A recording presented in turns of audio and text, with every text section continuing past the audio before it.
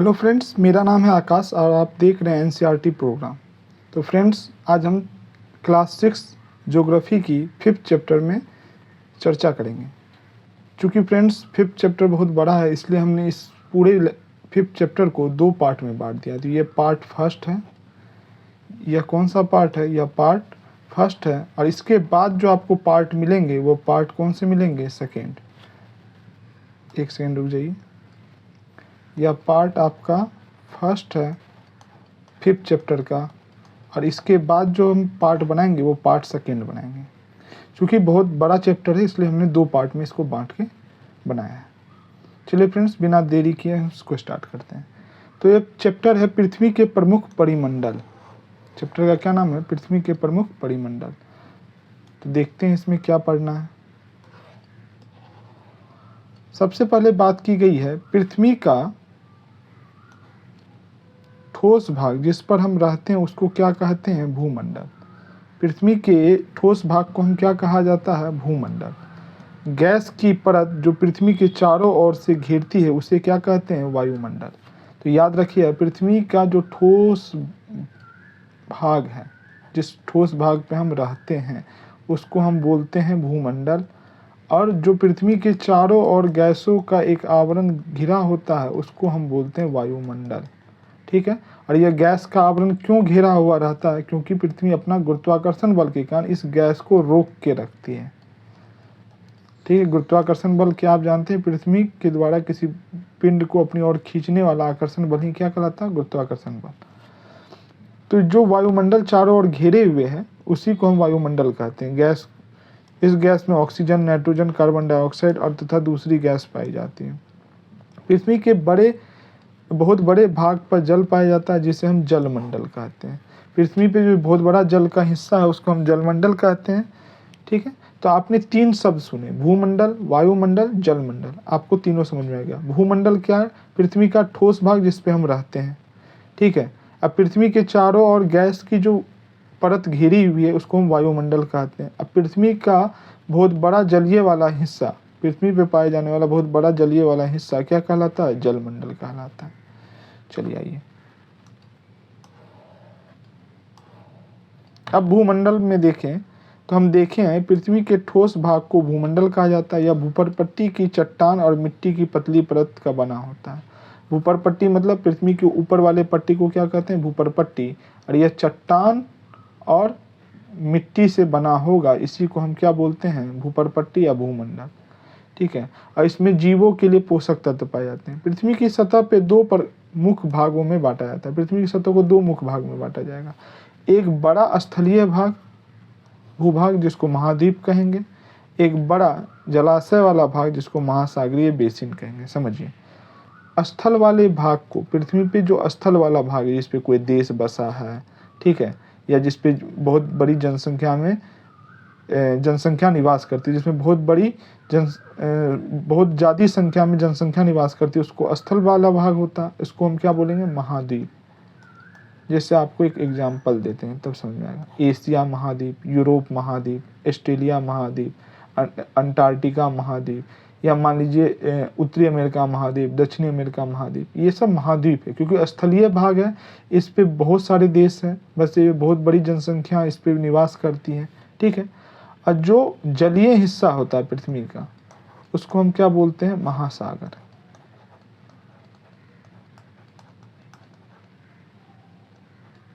ठीक है। तो आप समझ में आ गई होगी मेरी बात। चलिए आइए, आप जानते हैं पृथ्वी के जो जितने भी महाद्वीप है आपस में जुड़े हो या ना हो, लेकिन जलीय भाग हमेशा आपस में क्या है? जुड़े हैं। तो यही चीज़ यहाँ का है। क्या सभी स्थलीय भूभाग एक दूसरे से आपस में जुड़े हैं? नहीं, लेकिन जितने भी समुद्री भाग हैं वो आपस में क्या है? जुड़े हुए हैं। तो समुद्र जल का तल सभी जगह समान होता है। समुद्र जल में का जो तल होता है वो सब जगह समान होता है। यह पानी की या लिक्विड की एक प्रॉपर्टी है कि आप क्लास 8 में एक पढ़ते होंगे, विभिन्न आकृति वाला, मुंह की आकृति वाला एक पात्र लिया जाए और इसमें क्या कर दिया जाए? पानी भर दिया जाए, तो हम देखते हैं कि सभी जगह पानी का स्तर क्या होता है? समान होता है। यह एक एक्सपेरिमेंट हम क्लास 8 में पढ़ते हैं और सुनते भी हैं। ठीक है। कि विभिन्न आकृति वाले एक पात्र में जल भरा जाता है तो हम देखते हैं कि सभी मुंह वाली आकृति में जल का स्तर क्या समान है। तो समुद्र जल की तल सभी जगह समान होती है। स्थल की ऊंचाई को समुद्र इसलिए तल से मापा जाता है, जिसे शून्य माना जाता है। आप कई बार स्टेशन पे गए होंगे तो स्टेशन पे जो नेम प्लेट होता है स्टेशन का, वहाँ पे ऊंचाई लिखी होती है और वह ऊंचाई हमेशा समुद्र तल से लिखी जाती है, याद रखिएगा। ठीक है, ये आप मान लीजिए माउंट एवरेस्ट की ऊंचाई बता रहे हैं तो हमेशा समुद्र तल से ऊंचाई बताई जाएगी। ठीक है, चलिए आइए, आई होप आपको मेरी बात समझ में आ गई होगी। अब आइए ये डायग्राम को देखते हैं। ये डायग्राम बहुत इंपॉर्टेंट है। चलिए आइए, इस डायग्राम में सबसे पहले ये समझिए, ये ग्लोब का डायग्राम है और ग्लोब पे हम सबसे पहले किसको देखें, एशिया को, क्योंकि सबसे बड़ा महाद्वीप भी कौन है, एशिया ही है। सबसे बड़ा क्षेत्रफल की दृष्टि से कौन है, एशिया है, जो लगभग 1/3 हिस्सा है पृथ्वी का। ठीक है, दूसरा अगर महाद्वीप देखें जो सबसे बड़ा है वो है अफ्रीका, याद रखिएगा। सबसे बड़ा क्षेत्रफल की दृष्टि से एशिया है, सेकेंड पे कौन है, अफ्रीका। अब आइए थर्ड पे देखें। थर्ड पे अगर सबसे बड़ा महाद्वीप देखें तो कौन है, उत्तरी अमेरिका, यह थर्ड है। ठीक है, अब फोर्थ पे देखें तो दक्षिणी अमेरिका, यह फोर्थ है। अब आपके दिमाग में आएगा फिफ्थ पे कौन है, तो अंटार्कटिका, यह फिफ्थ पे है, जो बर्फ से पूरा ढका। यहाँ कोई भी जनसंख्या निवास नहीं करती है, केवल शोध केंद्र हैं सभी देशों के लगभग। ठीक है, आइए, तो 5 हो गए। 6th पोजीशन पे यूरोप पड़ता है क्षेत्रफल की दृष्टि से।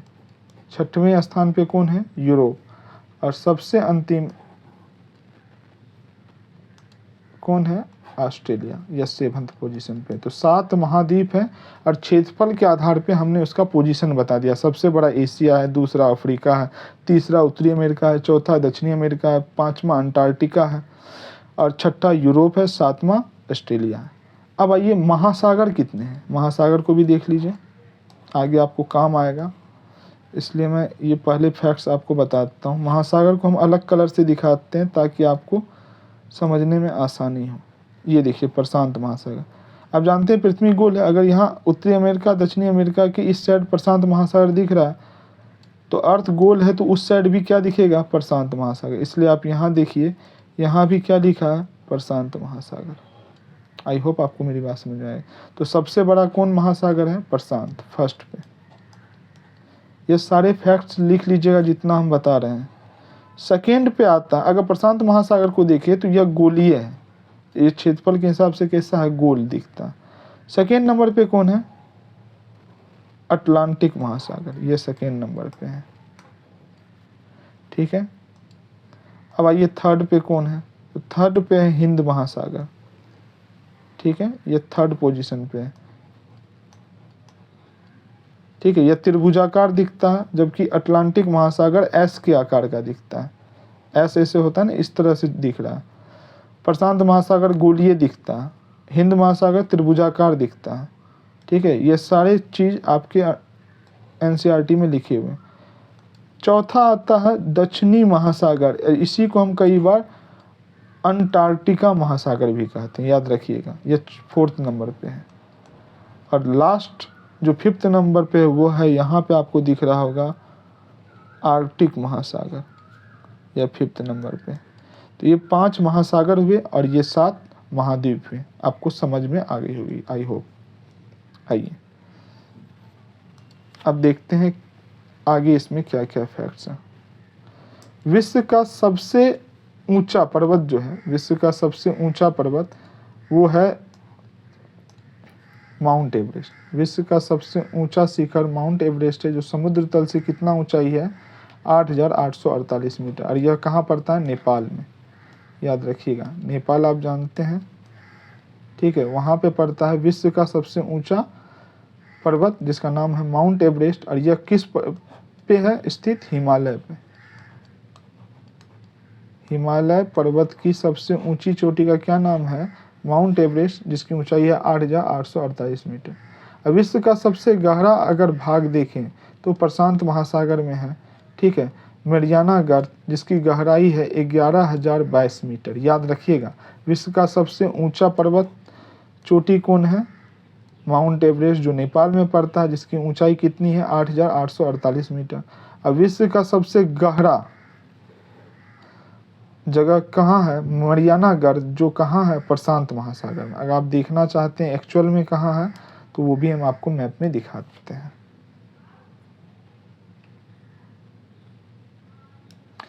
ये देखिए, ये आपको प्रशांत महासागर इधर दिख रहा होगा, और हम दिखा दें अच्छा से, हाँ ये प्रशांत महासागर दिख रहा है। और प्रशांत महासागर में यहाँ फिलीपींस है, और फिलीपींस के बगल में ही यहाँ क्या है, मरियाना गर्त। ये मरियाना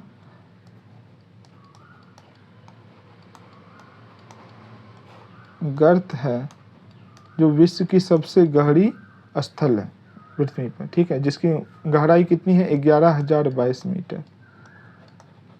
ये कई बार एग्जाम में पूछा जा चुका है, ठीक है। आई होप आपको मेरी बात समझ में आ गई होगी। आइए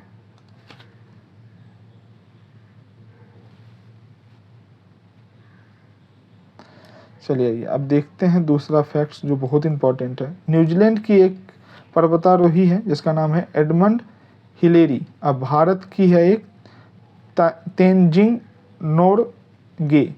ये सेरेपा मतलब पर्वतारोही जो पर्वत पे चढ़ते हैं। 29 में 1953 को पृथ्वी की सबसे ऊंची शिखर माउंट एवरेस्ट पे चढ़ने वाली पहली व्यक्ति है, ठीक है। इनका नाम याद रखिएगा, ठीक है। दूसरा है जापान की है एक महिला जिसका नाम है जुंको ताबई, ठीक है।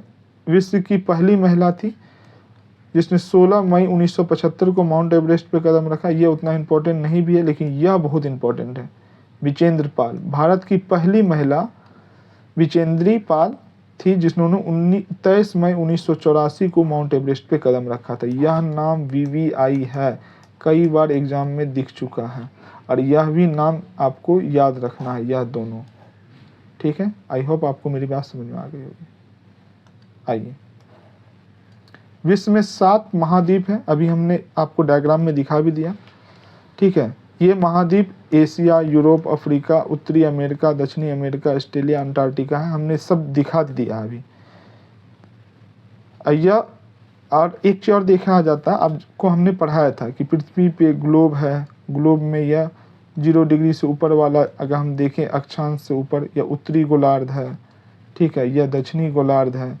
फिर हमने यहाँ पे 0 डिग्री देशांतर खींचा था, इधर वाला को बोला था पूर्वी गोलार्ध है, इधर वाला पश्चिमी गोलार्ध है, याद आ रहा होगा। तो अधिकांश जो स्थलीय भाग हैं वो कहाँ पड़ते हैं, उत्तरी गोलार्ध में। मतलब जितना भी यह देश देख रहे हैं ना महाद्वीप में, एशिया देख रहे हैं, मान लीजिए एशिया देख लिए, यूरोप देख लिए, उत्तरी अमेरिका देख लिए, यह सब बड़ा से बड़ा क्षेत्र किधर पड़ता है, उत्तरी गोलार्ध में पड़ता है, ठीक है। चलिए आइए अब आते हैं एशिया के। विश्व का सबसे बड़ा महाद्वीप है, हम अभी बताए थे, यह पृथ्वी के कुल क्षेत्रफल का लगभग 1/3 हिस्सा है। यह महाद्वीप पूर्वी गोलार्ध में स्थित है। पूर्वी गोलार्ध समझ में आ रहा है, पूर्वी गोलार्ध का मतलब हुआ इधर वाला हिस्सा, पूर्वी गोलार्ध का मतलब इधर वाला हिस्सा की बात की जा रही है, 0 डिग्री देशांतर से इधर, ठीक है, पूर्वी गोलार्ध में स्थित। कर्क रेखा इस महाद्वीप से होकर गुजरती है। कर्क रेखा जानते हैं आप, 23.5 degree north, sorry 23.5 degree 23.5 degree north वाली रेखा क्या होती है, अक्षांश रेखा या कर्क रेखा गुजरती है। एशिया के पश्चिम में यूराल पर्वत जो इसे यूरोप से अलग करता है, ठीक है। यूरोप और एशिया को मिला के हम क्या बोलते हैं, यूरेशिया। अब एक बार इस डायग्राम में देखिए, समझने का प्रयास कीजिएगा। यहाँ देखिए, यहाँ पे आपको इधर एशिया दिख रहा है ब्लू वाला, इधर क्या दिख रहा है, यूरोप। यहाँ पे एक ये दिख रहा है इस तरह से, यही है क्या, यूराल पर्वत। और यही एशिया और यूरोप को क्या करते हैं, अलग करते हैं, ठीक है। चलिए आइए, यही चीज यहाँ पे बोला जा रहा है।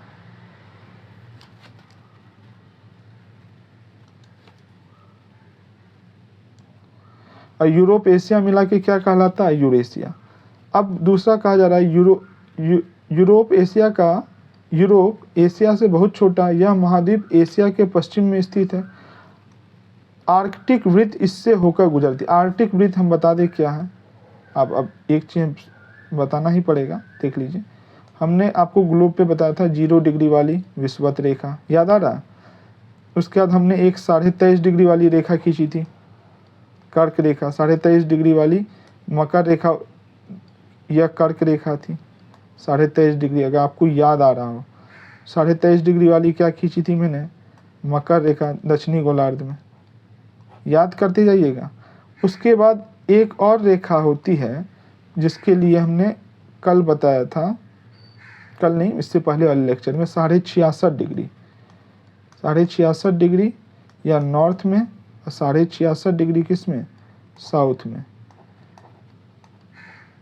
वहाँ पे हमने इसको ध्रुवीय वृत्त कहा था, ठीक है।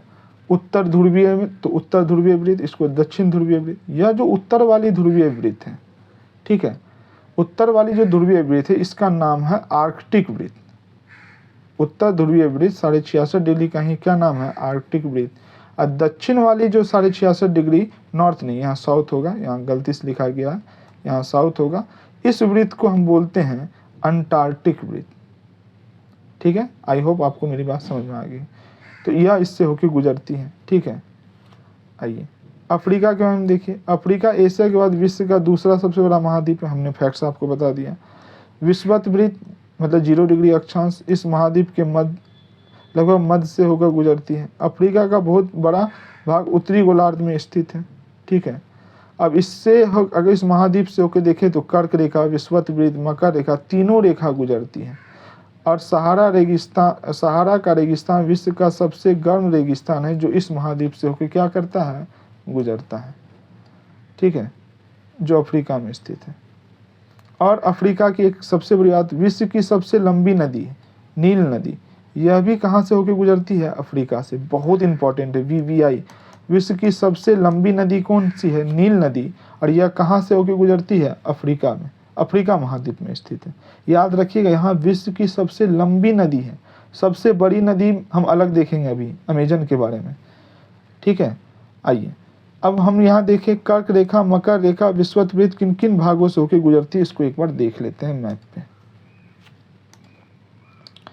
अगर आपको इस डायग्राम में दिख रहा हो तो हम थोड़ा सा जूम कर दें, तब आपको स्पष्ट दिखेगा।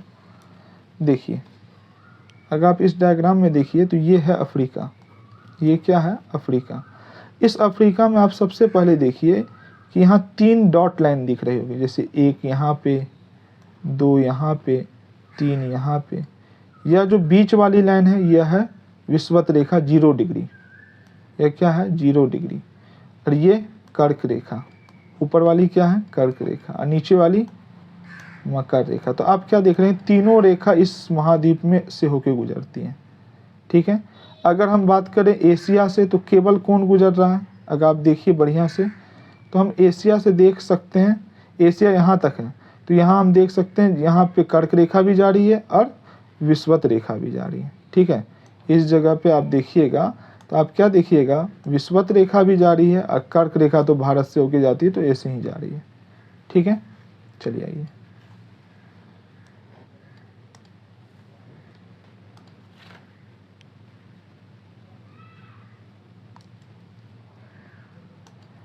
अब आइए, विश्व का उत्तरी अमेरिका विश्व का तीसरा सबसे बड़ा महाद्वीप है। यह दक्षिणी अमेरिका से एक संकरे स्थल से जुड़ा है, जिसको पनामा स्थल संधि कहते हैं। बहुत इंपॉर्टेंट है। देखिए, उत्तरी अमेरिका दक्षिणी अमेरिका आपस में जुड़े हुए हैं। कैसे जुड़े हुए हैं, इसको अगर आपको देखना हो तो इससे देखते हैं, मैप से समझने का प्रयास कीजिएगा। ये देखिए, ये है उत्तरी अमेरिका, ये क्या है? उत्तरी अमेरिका, ये दिख रहा होगा। और ये क्या है? दक्षिणी अमेरिका। यह दोनों आपस में यहाँ जुड़े हुए हैं। इस जगह पर अगर आप देखिएगा तो जुड़ रहा है, और इसी का नाम है पनामा स्थल संधि। बताएंगे अभी जल संधि स्थल संधि में क्या अंतर होता है। पनामा स्थल संधि, आई होप आपको मेरी बात समझ में आई है। उत्तरी अमेरिका दक्षिणी अमेरिका से पनामा स्थल संधि के द्वारा क्या होते हैं? जुड़ते हैं।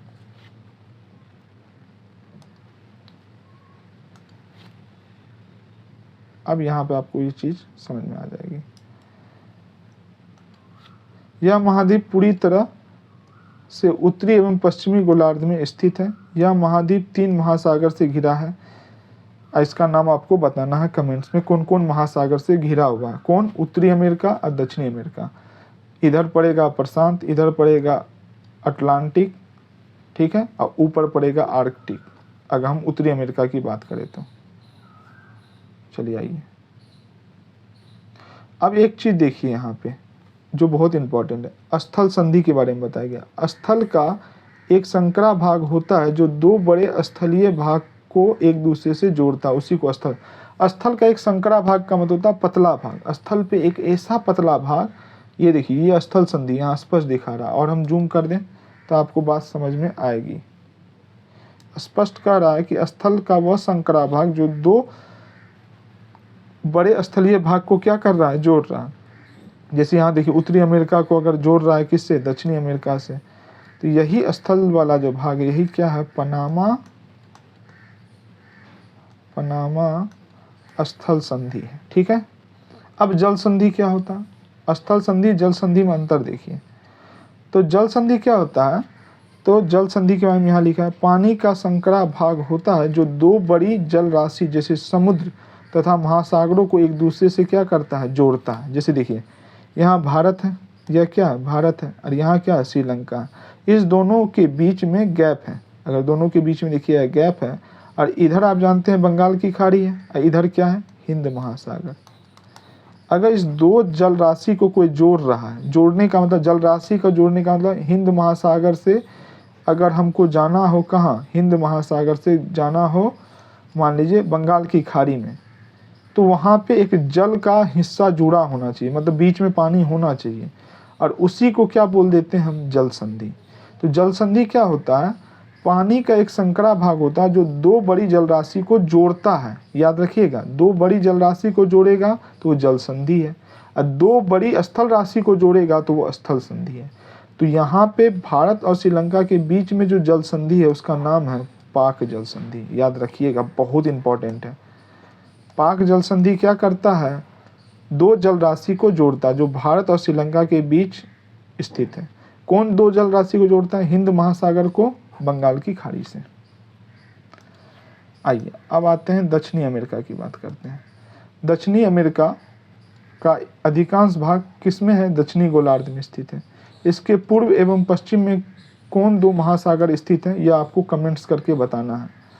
और विश्व की सबसे लंबी नदी, विश्व की सबसे लंबी पर्वत श्रृंखला एंडीज, ठीक है, विश्व की सबसे लंबी पर्वत श्रृंखला एंडीज इसके उत्तर से दक्षिण की ओर फैली हुई है। देखो यही है एंडीज पर्वत, हम यहाँ बना के भी दिखा देते हैं। ये इस तरह से दक्षिणी अमेरिका में फैला हुआ, इसी का नाम है क्या? एंडीज पर्वत, ठीक है। एंडीज पर्वत जो विश्व की सबसे लंबी श्रृंखला है, लंबाई ज़्यादा है, ठीक है। ऊंची में फिर आइएगा तो हिमालय आ जाएगा, याद रखिएगा।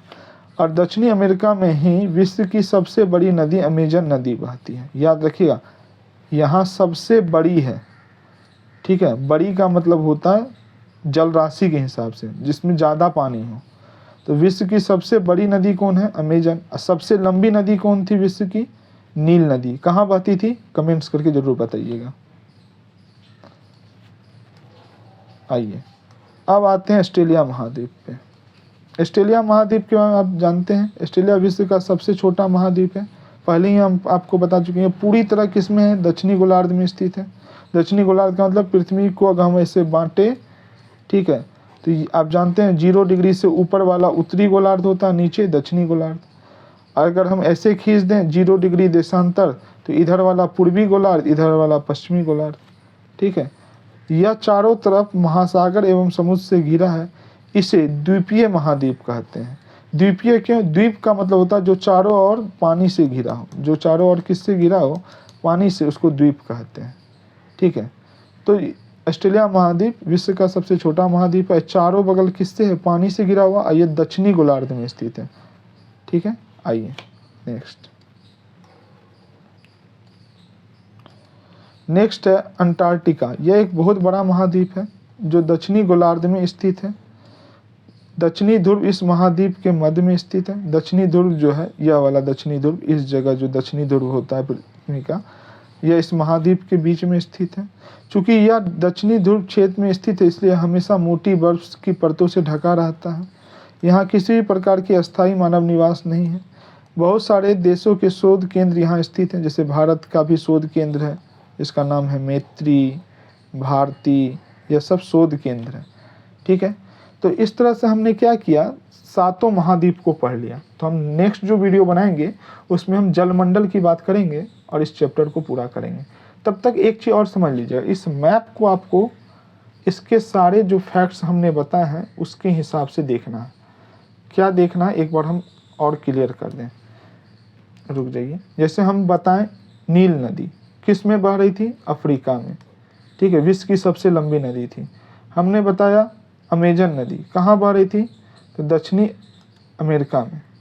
ठीक है, विश्व का सबसे लंबा पर्वत श्रृंखला एंडीज, ये वाला लाइन देख रहे हैं आप यहाँ पे, यही एंडीज है। ठीक है, तो एंडीज विश्व का सबसे लंबा पर्वत श्रृंखला है। विश्व का सबसे गहरा गर्त, ठीक है, मरियाना ट्रेंच, किस महासागर में है, प्रशांत महासागर। गर्त क्या होता है, समुद्र के अंदर एक गहरा खाई टाइप की एक संरचना होती है, इसी को क्या बोलते हैं, गर्त। इस तरह से मान लीजिए इसके ऊपर पानी है, ये पानी है, और बीच में क्या दिखेगा आपको, एक बड़ा सा गड्ढा वाला हिस्सा, इसमें भी पानी है। ठीक है, इसी को क्या बोलते हैं, गर्त। तो ये मरियाना गर्त, ठीक है, फिलीपींस के बगल में है, प्रशांत महासागर में। विश्व का सबसे ऊंचा पर्वत श्रृंखला आप जानते हैं, माउंट एवरेस्ट, नेपाल में पड़ता है, इसी जगह पड़ेगा माउंट एवरेस्ट। ठीक है, 8,848 मीटर। ठीक है, कितने महाद्वीप हैं, किसका कौन स्थान है, कौन महासागर सबसे बड़ा, हमने सारे फैक्ट्स बताए हैं। आई होप आपको बहुत अच्छा यह वीडियो लगा होगा। तो इस वीडियो को ज़्यादा से ज़्यादा शेयर कीजिए और इस चैनल को सब्सक्राइब करना ना भूलें, बेल आइकन दबाना ना भूलें। मिलते हैं अगले वीडियो में। जय हिंद, जय भारत, इसी लेक्चर के दूसरे पार्ट में। तब तक के लिए अलविदा, और आप अच्छे से पढ़ाई कीजिए और अपने पढ़ाई को आगे बढ़ा के रखिए। मिलते हैं अगले वीडियो में। जय हिंद, जय भारत।